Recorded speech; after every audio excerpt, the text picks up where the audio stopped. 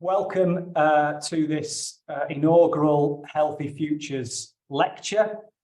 I'm delighted to be introducing our speaker this morning, but just to say a little bit about, this afternoon I should say, just to say a little bit more about the Healthy Futures lecture series before we get started. Obviously, it's a new development and there are lots of exciting ongoing developments at Sheffield Hallam across both teaching and learning and research and innovation. We're currently working to enhance our undergraduate and postgraduate courses, and we've recently launched an exciting new strategic framework for research and innovation. The Healthy Futures lecture series is a joint initiative between the College of Health, Wellbeing and Life Sciences and the Health Research Institute. And we're really excited by the programme of high-profile speakers from both within and outside of the university.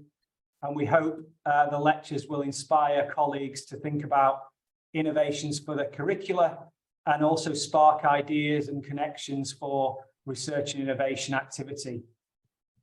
The lectures are also open to the public, and recordings will be posted on a dedicated YouTube channel. So just to make you aware, we will be recording this this session.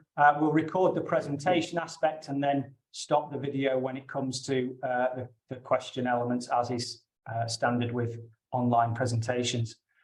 Our hope is that the lectures will be engaging and inspiring for those interested in the latest developments and key topics in health and well-being. And I'm sure with the programme that we have that will be the case. I'm absolutely delighted that our inaugural speaker for the Healthy Futures lecture series is Professor Paul Dimitri. Paul is a consultant in paediatric endocrinology and Director of Research and Innovation at Sheffield's Children's Hospital. He holds many more positions, including being the National Institute for Health Research National Children's Specialty Lead, the Director of the NIHR Children and Young People MedTech Cooperative, and the Vice President for Science and Research at the Royal College of Paediatrics and Child Health. He also holds an honorary professorship in child health at Sheffield Hallam and has a long and extensive history of collaboration with colleagues from across the university. I think it's fair to say the timing of this talk couldn't be better, and it might even look like it's been planned in that way. So it's clearly an exciting time for collaborations between Sheffield Hallam and Sheffield Children's Hospital. We have a long and extensive history of collaboration across education, workforce, and research innovation. And we've got lots going on right now in terms of research collaborations across Hallam and Sheffield Children's. And also, I'm really pleased to say, a joint professorial appointment between Sheffield Hallam and Sheffield Children's Hospital, the applications for which closed the Monday just gone. And also, really good timing is last week saw the press conference announcing the funding for the National Centre for Child Health Technology to be built on the Olympic Legacy Park, which I'm sure Paul will tell us more about in his talk. But this presents yet more opportunities for collaboration and partnership working. On that note, I'm delighted to be passing over to Paul for his talk this afternoon. But just before I do, if I could just invite members of the audience at any point during the presentation to post any questions in the chat. And we will be coming to those at the end of Paul's talk. So please do feel free to be adding questions to the chat as we go through the presentation. So on that note, I'll pass over to Paul for his lecture this afternoon. Over to you, Paul. Thanks very much, John. It's a great pleasure to be here. And it's always nice to know this is the inaugural lecture. So thank you very much for inviting me to speak at what I'm sure will be a great series of lectures moving forward with Sheffield Hallam University. So the title of my talk today is Start Early, Change More, and you'll hear a lot of things around this theme through my presentation today. And it's really about redefining the future through child health technology. And where we start is children. Children are 25% of the population, and they are 100% of the future. What we do today for children and young people with their health and their healthcare will make a difference for the next century to come. They are going to be the parents, the workforce of the future. In 60 to 70 years' time, they are going to be the elderly population. They are going to be the users of healthcare over the next century. So what we do now with their health will change the way health and healthcare is delivered in the future. And it will also change the demands on healthcare as well. And we start off with the principle of changing healthcare for children and young people through pediatric technology development.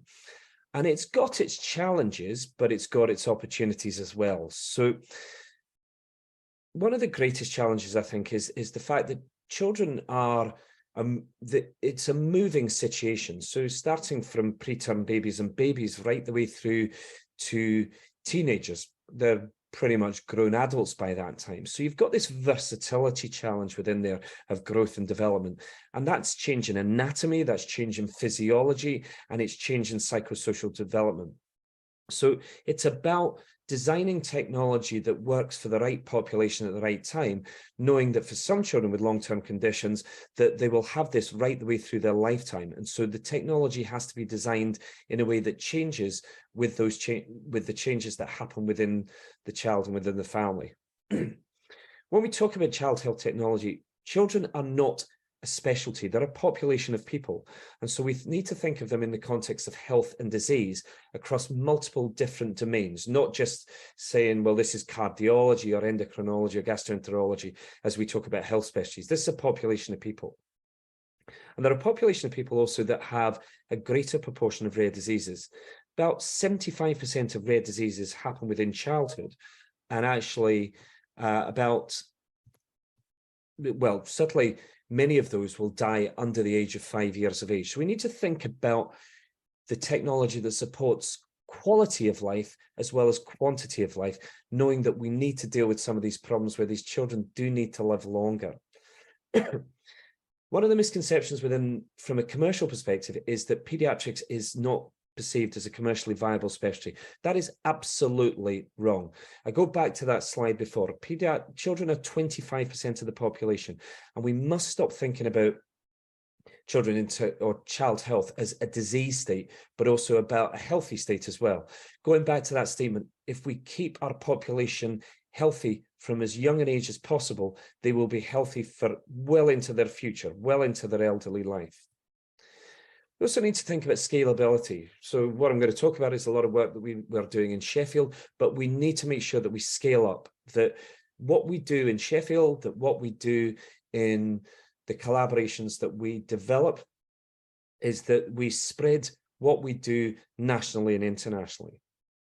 There's also this issue of transferability that, as I spoke about with the versatility of growth and development, there is this transferability from dependence on parents to independence through teenage years, through those adolescent years. And what's interesting, I've spoken to adult colleagues as well, they actually see that versatility in adult healthcare as well. It's almost an inverse relationship to the way what happens in childhood. We go from being dependent as children to being independent as teenagers, and actually as we go through life we start to become more dependent as we get older. And it's interesting that my adult colleagues have said what you do in pediatrics is what we should be doing in our adult healthcare specialties as well, is that it's not a one size fits all. That versatility is required in adult healthcare technology in the same way as we do in pediatrics. And then there's the issue of longevity. Many of these children and young people will be using the technologies that we developed for many years. And so we have to think about their long-term application and address that risk of attrition, that they get bored and then they disregard that technology because it's no longer meeting their needs or their interest. And there are some issues that we're addressing. There is lack of targeted health technology for children and young people, that the market is very adult focused when it comes to health technology. from Startup Magazine in 2020, which is a magazine that comes from the States, actually only 3% of the market is, sorry, not 3%, sorry, 0.5% of the market is pediatric healthcare technology, which is really a dire state of affairs. And certainly we're only starting to see, certainly from the US and UK perspective, larger injections of funding for the development of child health technology. We've got to address fragmentation and localization in the NHS, where, as I say, with that adoption and spread, we don't develop one technology and then keep it in one place, but we spread. There's also the point about repurposing of adult technologies. Children are, as said before, they're different, they change, and so we've got to think, it's not that we shouldn't repurpose adult technologies, but we've got to move away from that concept that everything is made for the adult healthcare sector and then repurposed for children. It just doesn't work in that way, and it's fraught with problems and complications. And we also need to think about the research infrastructure and methodological approaches to developing technology, moving away from those traditional research cycles where we're looking at 3 to 5 year cycles, where technology just does not fit because it's the industry wants it made quicker and they want it out there. So I'm going to take you on a bit of a journey from where we started with child health technology and where we've got to now. And where we started was creating a health technology network. And this is back in 2014. I brought some colleagues together in Sheffield and said, look, what do we do about the wonderful things that are going on in technology development? Because there's very little for child health, but we need to think about how we do this at scale, rather than just think about the great things that we're doing in Sheffield and the collaborations that exist and we have the potential to create, and think about what we do on a national basis. And so what we did was we went on a roadshow.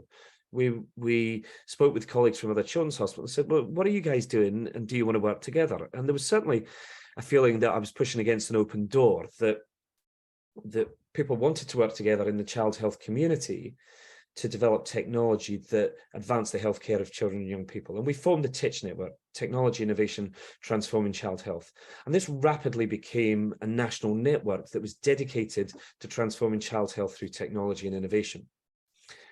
And then what we did was our homework. What we then decided to do was say, well, look, we know that we need to develop child health technology, but as I said earlier, children are a population. So where do we focus?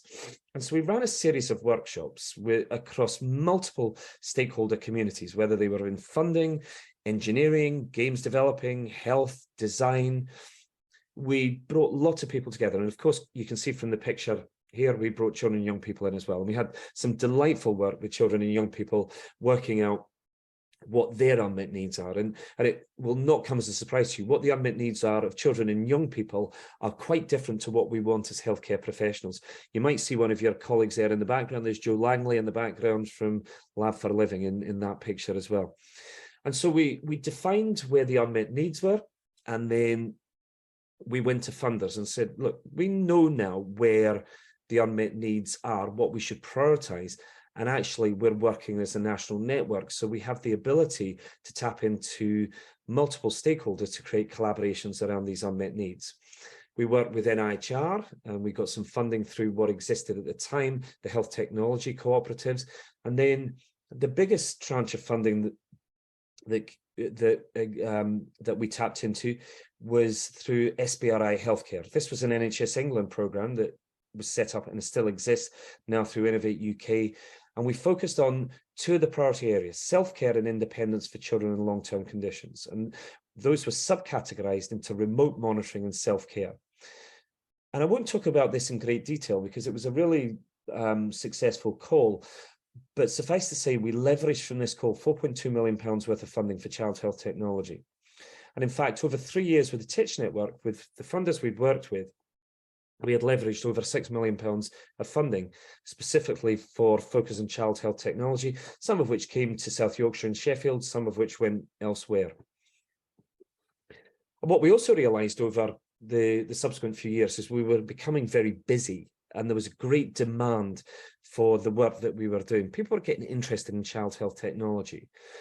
And we then rose to the opportunity to apply for funding through NIHR. And for those of you that don't know that abbreviation. It's the National Institute for Health and Care Research. The word care is coming very recently to incorporate social care. So we applied to become one of the 11 NIHR medtech and in vitro diagnostic cooperatives, and they were established to build expertise and capacity in the NHS to develop and evaluate new medical technologies and in vitro diagnostics. And you can see the map on the right there. There's the 11. We host 2 in Sheffield, the NIHR Children and Young People Medtech Cooperative, which is hosted at Sheffield Children's Hospital. And there's also the NIHR Devices for Dignity Medtech Cooperative hosted at Sheffield Teaching Hospitals. And we set it up in the same way as we'd set up the Teach Network, as a consortium with 7 different specialty areas, each with a key opinion leader leading on technology development in certain areas. So we had cancer, respiratory and sleep, transition, rare diseases, ventilation, epilepsy, movement and muscle disorders, and surgical technologies. And you can see the spread around the country. And we've since introduced an 8th, which now has become 7 again. So the 8th is neonatal technologies, and ventilation has joined respiratory and sleep. So we now have 7 key established themes, each developing technology in those areas, but we cross-fertilize. We work across different centres doing different things around those key established themes. And we're pretty technology agnostic. We don't focus on one specific technology. We're doing lots of projects in lots of different areas. So around digital platforms, immersive realities, AI and machine learning, sensor technologies, assistive technologies, robotics, 3D printing, and so on and so forth. We have nearly 180 projects that we have worked on or collaborated in over the last 5 years with NIHR SIT Medtech, and it's been a really successful network to date. For all those projects, around about 50% of those that we work on have a commercial partner, and I say we work on or collaborate in. Some of those projects we just provide advice, or we do some co-design work in. Some of the projects we're leading on where we have national research funding. And in terms of funding that we've leveraged through NIHR SIT Medtech, we've leveraged over £12 million of funding for child health technology. Again, some of which has come to us in Sheffield, some has gone elsewhere to our collaborators. And we work right across the innovation pipeline, right the way from proof of concept through to prototype development, evaluation and product development. And really central to what we do is clinical evaluation. And that's really important with having NHS partners and university partners within a collaborative network working alongside industry, is that we have the ability to mobilize quickly to evaluate these technologies with children and young people. And we also, by setting up a network and consortium in the way that we have, we challenge the system to diffuse and adopt. And it's really difficult. It's certainly the Achilles heel of technology development coming to the NHS, that we need to think much more, we need to develop a much more in-depth way of landing these technologies in the NHS and adopting them. And we're working with Sheffield Hallam University to think how we do that in an accelerated way. The bit at the end there is really important, that you won't see this. If you put innovation pipeline into Google, you'll not see the word acceptance at the end there. And acceptance is hugely important in innovation pipeline. You can do all that work before, but if the technology is not accepted at the end, then actually it will fail. And you could have spent millions of pounds getting to the end of that pipeline only to find that someone sticks it in a cupboard. And it's a waste of time and a huge waste of money. That's why it's so important to put children and young people at the heart of what we do. And I'll come to talk about that in a minute, because that has been the ethos of everything that we do within the Teach Network and NIHR SIT Medtech. And we work on the concept of technology push and market pull. And I'm going to talk a little bit further about that in a minute, of some of the projects that we've done that have utilized these two concepts. And technology push, we sort of loosely define it as a problem looking for a solution, where there are some amazing technologies and technological methodologies out there in which we can harness into healthcare. But it's about seeing how we use those technologies and focus on specific areas of healthcare where there is potential for adoption. It's really hard to do that, but we did it many years ago. We brought our colleagues from Sheffield Hallam University down to Sheffield Children's Hospital and said to them, you know what, guys, don't tell us about the projects, just tell us what you do. And we had clinicians in the audience there, and they said, I didn't realize that technology existed. And they started to think about ways in which they could adopt those new technological advances into developing technology specifically for pediatric healthcare in their own specialty. And then there's, of course, market pull, which is about defining the unmet needs. These are the problems looking for a solution. And this is really what we do in healthcare, and what we need to be doing with child health technology is we need to be telling people what our unmet needs are, what our problems are. And this is how I found the real value in working across stakeholder networks. Is I go to my colleagues that work in games developing and engineering, material sciences, etc., and say, look, guys, we've got a problem here. This is the unmet need.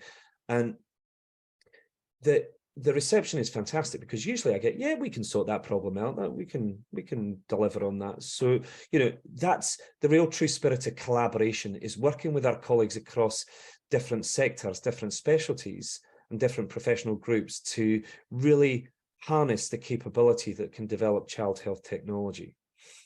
And this diagram really sums up what we do in NIHRC at MedTech, what we've done in Titch, and what we will do in the National Centre for Child Health Technology, is putting the patient and family at the centre of everything that we do. And this comes to that point of acceptance.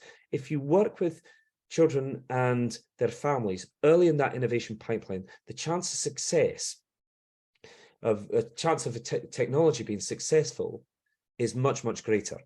And so we work on the ethos of health technology developed for children, with children.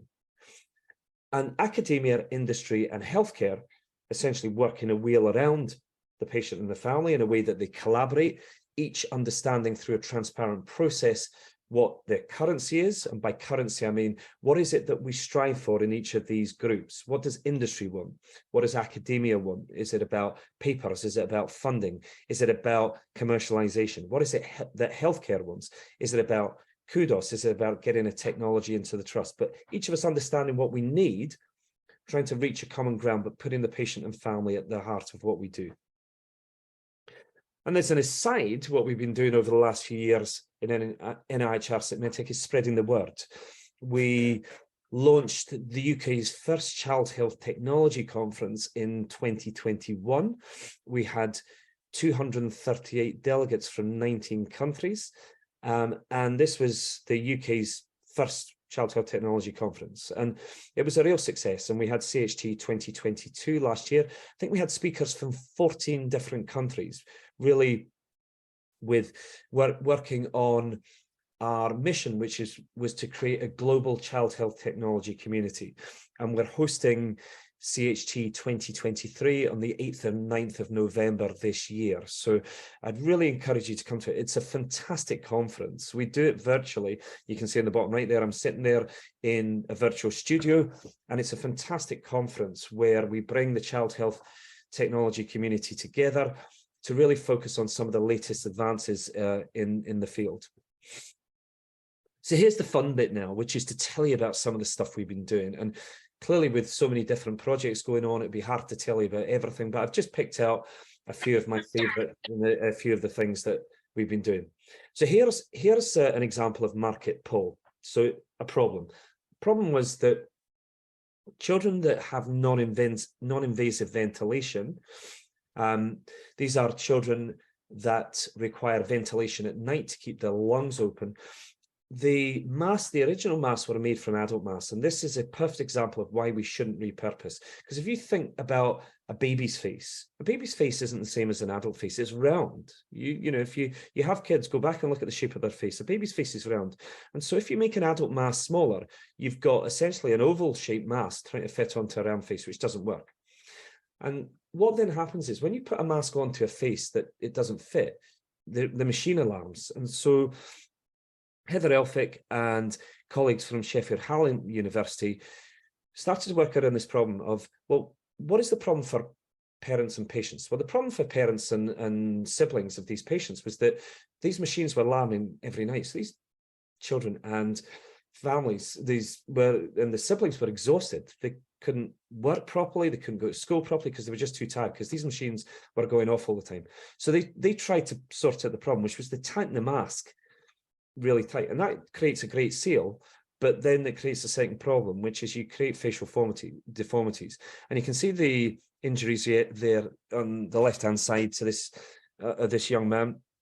And you can also see on the right-hand side picture is this young man has something called midfacial hypoplasia. So the central parts of his face is not formed properly because that mask has been pressing every night on his face. So what Heather and our colleagues from Sheffield Hallam and industry partners would have done is essentially work through a process of which I'm hugely simplifying here, but what they've done is create the ability to create a 3D topographic map of the face. And you can see that in the top right picture there. And then they create a mask in the virtual world that fits perfectly onto the child's face, creates a perfect seal, and then you 3D print it. And what you've got is a perfectly fitting mask that is bespoke for that individual. And then when that doesn't fit anymore, because of course a child's face changes, you get rid of the mask and you create a new one. So I have simplified it down a lot, but the important thing is that this is a perfect example of an unmet need that there is a solution where it has moved away from repurposing of adult technologies.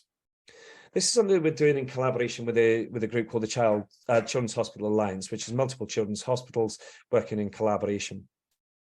This is a relatively straightforward project, but hugely important for the NHS. We say was not brought when someone doesn't turn up, when a child isn't brought to clinic. You may have heard the term DNA before, which is did not attend. We don't use that in paediatrics anymore because it suggests that the onus is on the child that they didn't attend. We say was not brought because actually it's the responsibility of the parents to bring their children. And we're working with Alder Hay, have created this program that is an artificial intelligence program that looks at all the data that we create around families that do not bring their children to clinic appointments and the specific demographics of the children themselves, the diseases and illnesses that they have, and start to understand aspects that prevent them from coming to hospital, and then to try to think of solutions we can implement to improve our attendance rate. Now, this is hugely important because the cost to the NHS of non-attendance is enormous. It runs into billions of pounds. So if we can reduce it down, and we've done very well so far, if we can reduce it down, there will be a massive cost saving to the NHS. Sorry, that's moved, but this is about virtual reality applications. So we have recently bought 20 headsets that were virtual reality headsets that we're deploying through different specialty areas within Sheffield Children's Hospital, really around distraction therapy for painful procedures. So blood taking being the obvious one, but there's other areas that this can be applied to. So we do skin prick testing for allergies. So clearly that's painful. We teach children how to inject with growth hormone therapy and so on and so forth. So virtual reality has become a real game changer in distracting children and young people that are having painful procedures.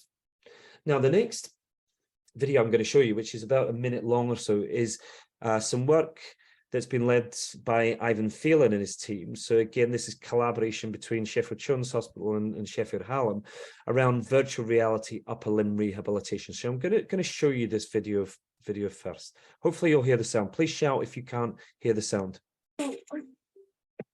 Most of our kids have quite a long-term condition that they need to carry on doing their exercises, but sometimes several years. Remember to keep that one held, so tight grip on the one on the right. And they're doing the same things day in, day out. It gets really boring. No one wants to do it. Sometimes it's painful.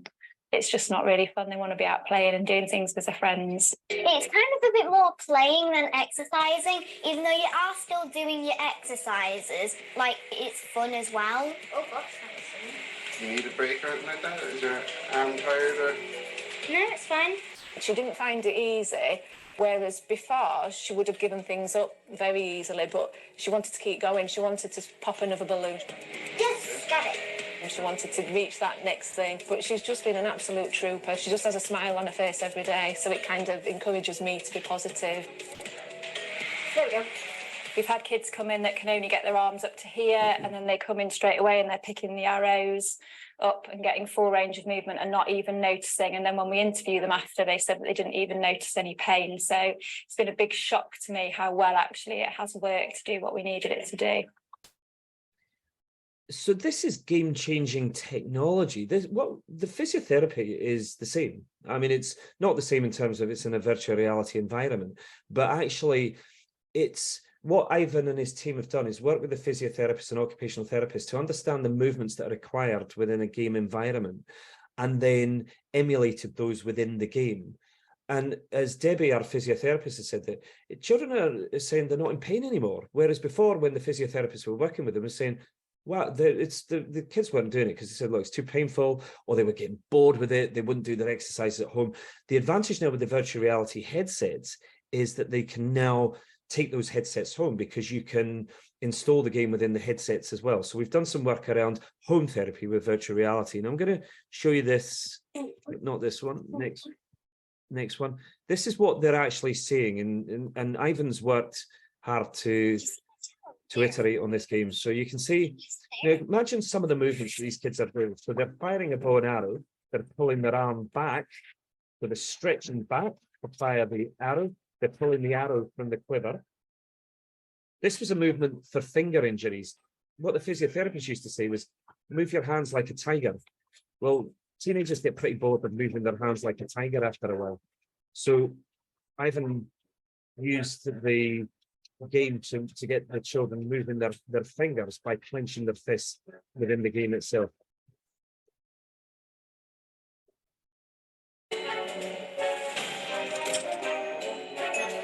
And you can see again, right the way through the game, that there's movements that you can imagine. The arms are being pulled in different directions, children are grabbing things, etc., etc.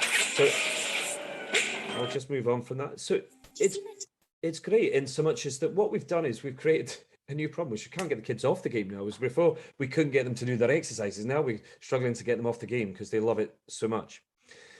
Here's a different virtual reality application. This is lower limb rehabilitation. Now, it just sounds easy, lower limb rehabilitation, until we approached Ivan with this and Ivan said, yeah, but the problem is we've got hand controllers and we're wanting them to move their legs. So what you'll see in this video, and this is from Channel 4 News, I'll not show you the whole thing because it's quite long, but just to give you a flavour of this, but you'll see in there that the braces were created to put the hand controllers into, and then they were reprogrammed to become leg controllers. So again, it's that kind of can-do attitude. Yeah, we can sort this out. We just need to think differently about the problem. So let me just keep walking down the road. Once you see those monsters, just try to aim at them. 12-year-old Noel is killing monsters and escaping spiders, all within the confines of a corridor at Sheffield Children's Hospital. It hurts a bit. He has a rare condition, a venous malformation in his right leg. It means constant operations to help him walk. And after those surgeries, he needs a lot of physiotherapy. Tell me when it gets really tight. There. But using a VR headset to play a game has made that physiotherapy so much more pleasant. You have to walk through a street, like you just have to shoot monsters by looking at them. And at the end, you get to fight a big monster with these yellow targets. And if you get all the yellow targets, you'll be able to win the game. Do you forget that you're actually walking? I don't realise how far I'm walking because I'm so concentrated on the game with my score. It's been a massive difference for me because, I mean, the anxiety of knowing that your child's going to be having a lot of pain, trying to get out of bed initially, and then trying to get them to actually do a few more steps and, you know, pushing them. It's been nice having him look forward to something because generally he dreads the physio sessions after an operation. But mention of the VR, he was waking up excited, looking forward to his next session. So I'm going to stop it there because actually I wanted to finish on that. Imagine children getting up out of bed and saying, I want to do my physiotherapy. That's just so important for delivering care. As children should love what we do for them. They should do it, you know, because it's tough. It's really tough. So if we can create a way in which they engage, then you know, we have really made significant changes there. Just to mention on this slide that, so this is where we're in the process. We've got some funding now to use the VR in a different way about using this for social anxiety disorder, which has become a real problem following the pandemic, because many children and young people underwent quite significant isolation and have come out of that really finding certain situations quite anxiety provoking. So we're working with our mental health team. Again, this is Ivan and his team as well, involved in creating a platform that provides graded exposure for children with social anxiety disorder using a virtual reality environment, which is clearly they feel safe in. So that's just in development at the moment.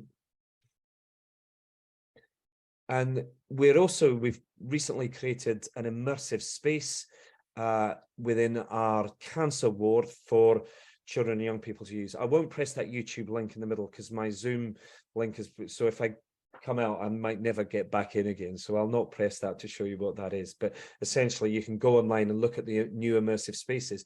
But it's fantastic. Kids can touch these walls, things move around. So, you know, they get to be in an environment when their hospital stays are long. They can be in a forest, they can be in an underwater environment. It really stimulates them through quite really hard and challenging hospital stays and quite long hospital stays. So this is a different technology. This is, I never want to say this is one of my favorites because I've got loads of favorites, but I like this for what it represents, which is mixed reality. So we've been working with a team called Dubbit. They're another games company, but they also make educational games for children and young people. And what we've done is, the reason why it's mixed reality is that we send a cardboard flat pack of an MRI scanner through the post, and we ask children to build it. It's quite difficult to build, so the families have to get involved. So I'll just start the videos. There's no sound to them, but essentially what they do is they get this flat pack, this mini cardboard flat pack. They build the MRI scanner, and then they can scan the abdomen with their mobile phone. And I'll show you a video which will bring this to life. But this is to reduce, so to help children understand what they're coming to with an MRI scan, so to reduce anxiety, but also to reduce the anxiety level where children don't need a general anesthetic for their MRI scan. So let me just, so this is it in reality here. So there's the MRI scanner built. We also we encourage them to color it in or stick stickers on it, and then they can put their wee play person in there. So this is the reality bit, the real part of it is building that MRI scanner. Then the virtual part of it, and there's a third part which isn't on this, but they can use their mobile phone. They get a wee figure there that they can scan. They press to do the scan, and then choose a place where they'd like to scan, and they actually get a picture of the scan on their screen, and it lights up. It also makes noise as well if you want it to make noise. The other bit that I haven't shown on here is that we also send in the pack virtual reality goggles, cardboard goggles, and there's a virtual reality program where the children and young people can go into a virtual waiting room and then the MRI scanning room to understand what the environment looks like. But also the last bit, which I think is a fantastic game for them, there's a vase with flowers in and there's butterflies on, and the butterflies move. But what we say to the children, young people, if you lie still, the butterflies will stay on the flowers, but if you move, they'll start to move with you. So what we're teaching children to do is lie still in an MRI scanner with a fun game. And a couple of children have said when they've been in the MRI scanner, they've imagined that vase with the butterflies on, and they've laid really still, imagining that they were keeping the butterflies on the flowers as well. This is work that we're doing with robots. So I've got a PhD student. She's co-supervised by colleagues at Sheffield Hallam, Christine Smith, and one of my colleagues at University of Sheffield. But this is again, we're doing lots of experiments with different robots to reduce anxiety. So this is on the theatre admissions unit. So with your keys, you can have 10 keys, snap them right. You don't have to rush for 2 whole months and I'll buy you a new bike. You really want me to eat my keys, don't you? Said Daisy. Yes, said Mum. My kids, if you eat your Brussels. So this is really, we're getting a lot of positive feedback from the children and young people through the experiments that we're doing. Several different robots, that's Pepper, but there's a wee robot called Miro that's a bit like a dog or a rabbit, and then there's another robot called Nell as well. So we're looking at the different robots in different clinical settings. This is using, so this is work by Alessandro Di Nuovo, who again, a colleague of mine at Sheffield Hallam University. This is his original work from Italy, but social robots are now being used to teach children and young people about emotion and autism. So this is a boy with autism that is being taught by a robot about and learning about different emotions.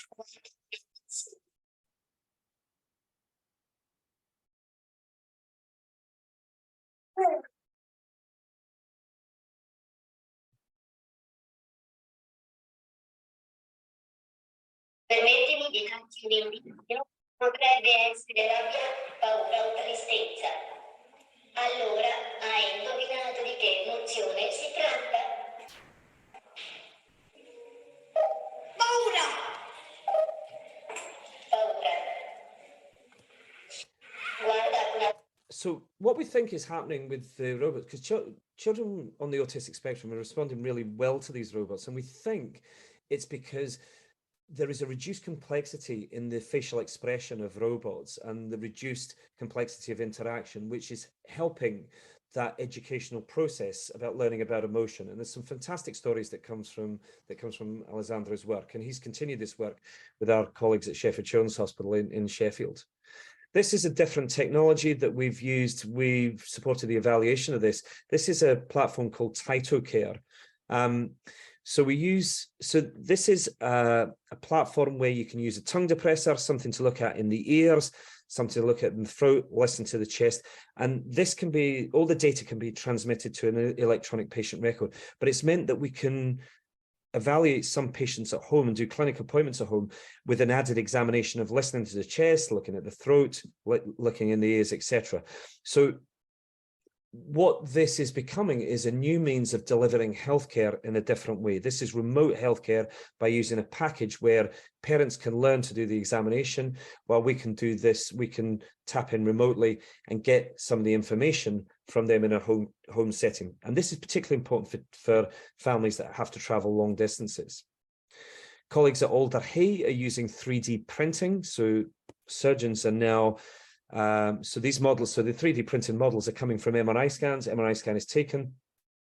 The slices in the three-dimensional MRI scan are being used to build these 3D models, and these are now being used to build models that can provide pre-surgical planning. And the surgeons love this. They say that they can already envisage what they're going into when they go into a complex operation. So you can see in this instance, this is an orthopedic surgeon holding a model of a vertebral column, part of a vertebral column with a scoliosis.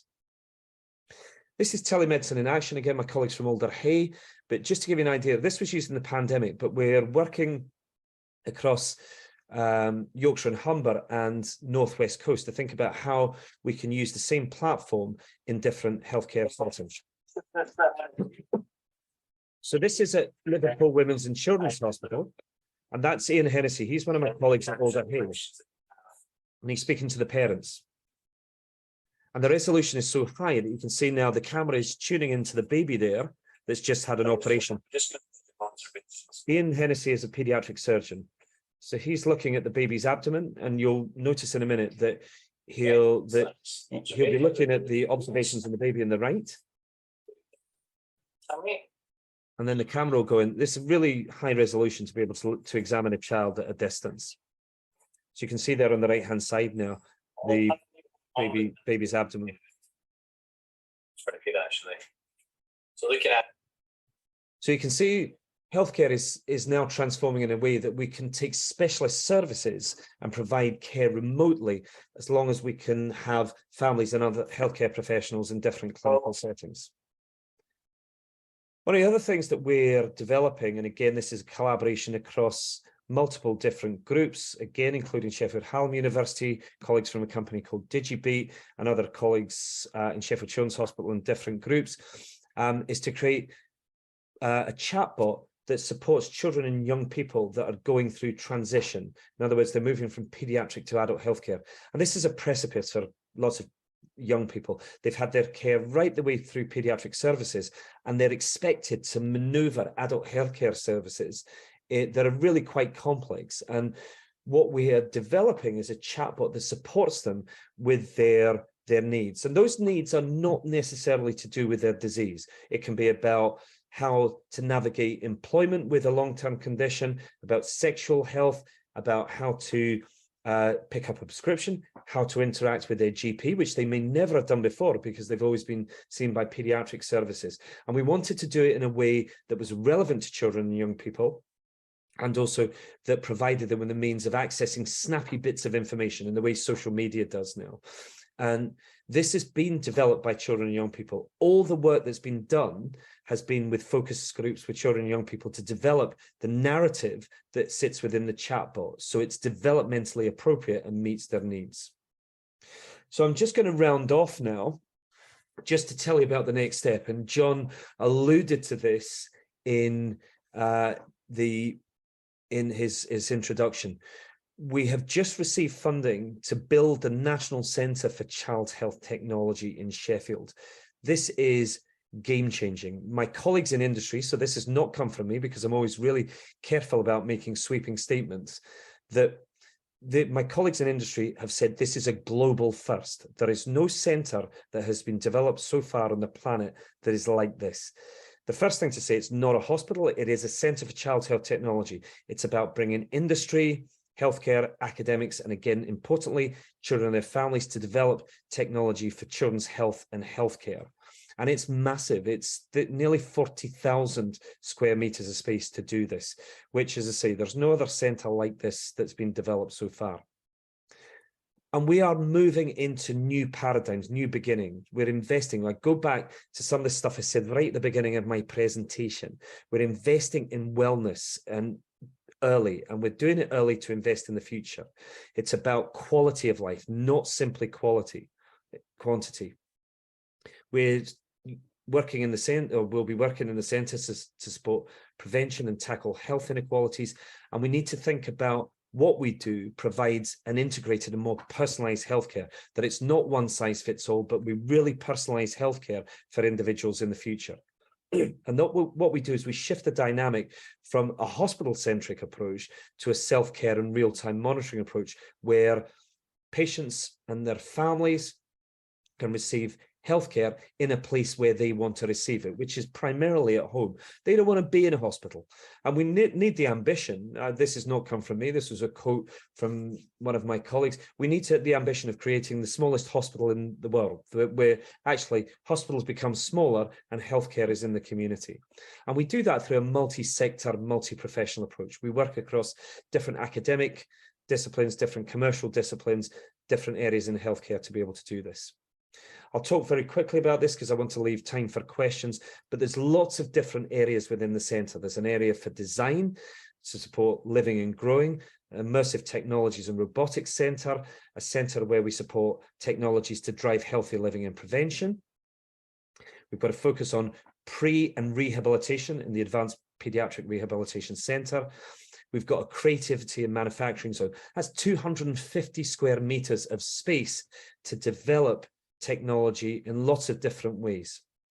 There's an advanced telecommunication centre to deliver care in a different way. We've got to move away from this approach of, yeah, we've just got to keep doing video consultations, and think, really, how do we do this much more cleverly in 3 dimensions in a way that we can examine patients at a distance?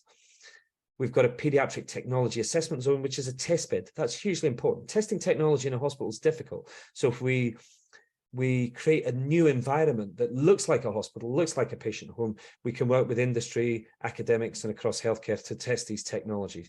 And right in the center of it, on the first floor, is clinical activity. And it's purposely on the first floor, not to make it difficult for patients to get there, is that they can come through the center and see what's going on and really immerse themselves in the development of child health technology. It's founded on the Super 7 strategic priorities, which are national and international strategic priorities: prevention and health inequalities, child health obesity, mental health, long-term conditions, maternal and child health, disability and cancer. Things that are within national strategies, within the NHS and through government. And we need new and innovative ways to tackle these problems. And what we're doing is creating one of the most powerful ecosystems in the world by having the National Centre for Child Health Technology alongside many infrastructure on the Sheffield Olympic Legacy Park that will collaborate with us to create this really excellent ecosystem across health and wellbeing, sport, education, and healthcare. We're translating discovery into benefit. We will be attracting inward investment to ensure that there is funding to develop the most advanced health technologies in the world. And we want to make sure that we create high value jobs, that people want to come and work in Sheffield to develop child health technology. And we're located right next to a university technical college and school, so that we want young people to come into the centre and be enthused by what we do to come and work there once they finish school. And ultimately, we are aiming to improve the health and wealth of the nation. And our plan is to create a strategy board that will bring industry partners, our university colleagues, healthcare professionals together to be able to drive the growth and commercialization of the technologies that we develop. So I'm going to leave you with a couple of messages to finish. And the messages are how I started. This I want you to remember: start early, change more. What we do, if we do it in childhood, will make greater and sustainable changes for the future.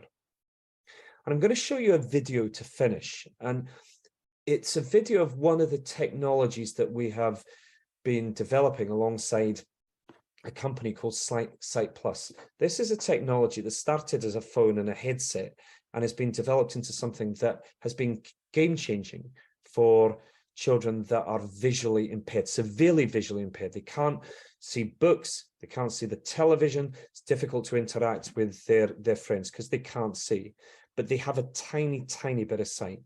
And what this company have done and worked with our ophthalmologists is change the lives of these children and young people. And I want to finish on this video because it exemplifies why we are doing what we do and why we want to do this in the future. And it's not going to show it now. There it is. There we go. You're right, Charlie. Charlie.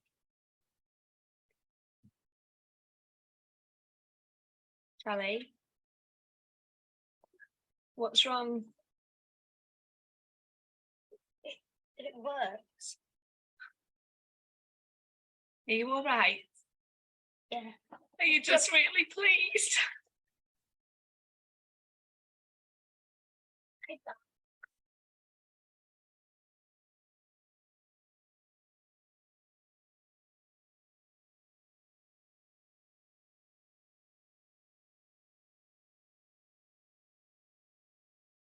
Take it off for a minute, buddy. You'll get it wet. And I will finish there because that just exemplifies that through technology, we have the potential to change every life of the children and young people that we look after. So thank you very much for listening, and I'm happy to take questions.